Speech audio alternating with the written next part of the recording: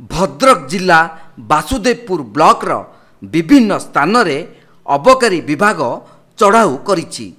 चढ़ाऊ बेले विपुल परिमाण रे देशी और विदेशी मद सह व्यवहृत हेउतिबा गोटिए मोटर साइकल को जबत करिबा सह 5 जन को गिरफ करी कोर्ट चालाण करिछि अबकारी विभाग।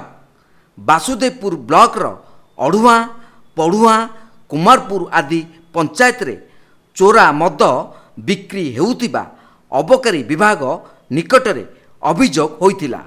अभियोग पाई अचानक अबकारी विभाग पक्षरु चढ़ाऊ करा जाइतिला।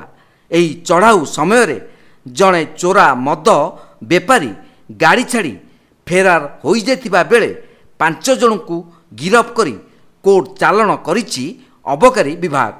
बासुदेवपुर ब्लॉक रे दिनकु दिन चोरा मद कारोबार बढ़िबारे लागिछि। बारंबार चढ़ाऊ पर मध्य चोरा मद बिक्री बंद हेउ नाही। अन्यपटे प्रतिदिन एही चढ़ाऊ जारी रहिबो बोली अबकारी अधिकारी सूचना देइछन्ति। भद्रकरू पुनील कुमार सामंत को रिपोर्ट, तीर्थक्षेत्र लाइव।